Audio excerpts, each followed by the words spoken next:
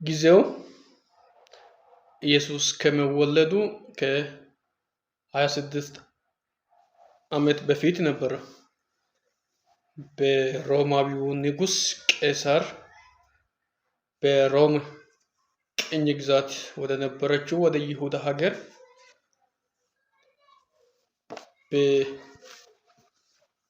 በሮም ፍልስፍናና በአይሁድ እምነት ጥልቅ የሆነ እውቀት አለው የተባለለትን ፖንቲየስ ፓይሌት ወይም ጲላጦስ ይባል የነበረው ሰውዬ ገዢ ተደርጎ የተሾመ። ጲላጦስ በይሁዳ ሀገር ገዢ በነበረበት ወቅት ነበረ ኢየሱስ ክርስቶስ የተወለደው።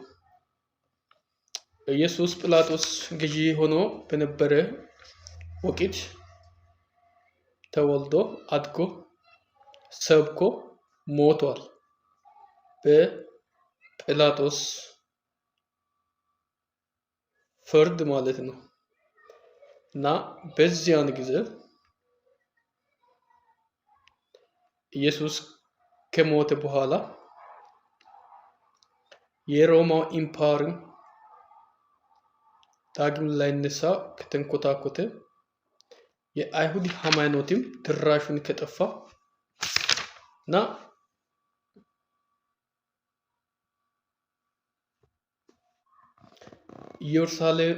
ኢየሩሳሌምን ከፈረሰ በኋላ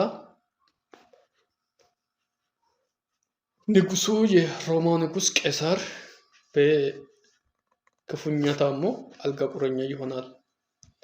የተለያዩ ሕክምናና እርዳታ ቢደረግለትም ፈውስ ባለማግኘቱ አንድ በይሁዳ ሀገር በቃል ብቻ የሚፈውስ ኢየሱስ የሚባል ሰው አለ ተብሎ ተነግሮት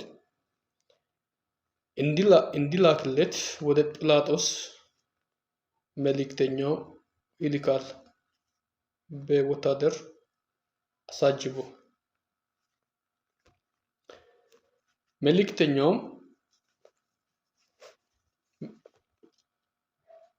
ፈዋሹን ይዞ ለመምጣት ከሮም ሀገር ተነስቶ ወደ ይሁዳ ሀገር ይሄዳል። ሄዶም ገዢው ጲላጦስን ካገኘ በኋላ ጲላጦስን ቄሳር የላከው ለጲላጦስ ይነግረዋል። ጲላጦስም ፈዋሹ ኢየሱስ ስለሞተና የሞቱን ምክንያት በሱ ፍርድ ስለሆነ አስደነግጦታል የንጉሱ መልእክት። ይሁንና ምንም ማድረግ ስለማይችል የሆነው ነገር ይነግረዋል። አይሁድ ከሶት በሕጋቸውና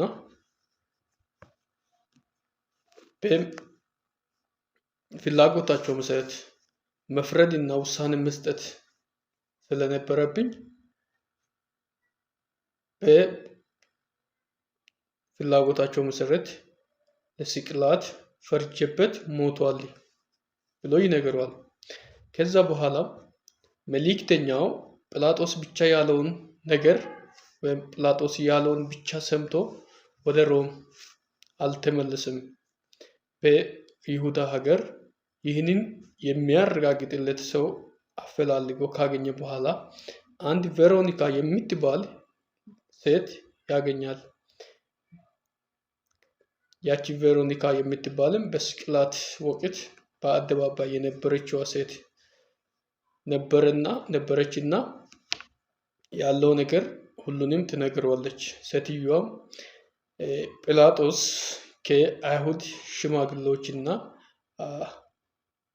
ቄሶች ጋር ተባብሮ አዳኙንና ፈዋሹን ኢየሱስ ክርስቶስን በሞት በስቅላት ገድሎታል ብላ ትነግረዋለች።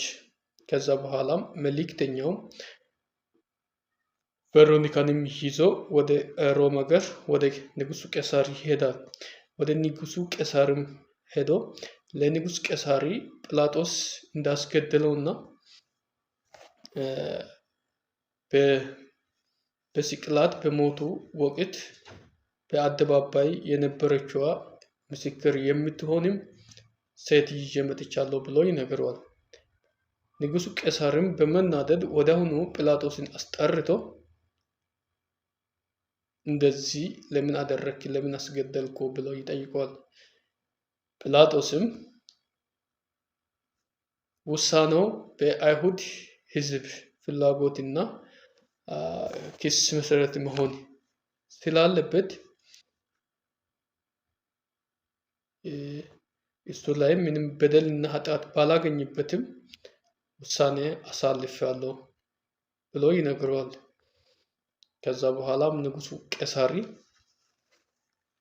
እንደማይገባህ በመፍረድ ብቻ ሳይሆን እንደሚገባይም አላሰብክምና በውርደት ሞት እንድትሞት ፈርጄብሃለሁ ብሎ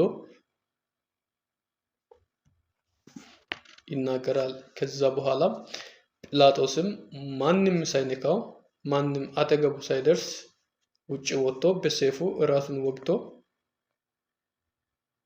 ሞቷል ይለናል።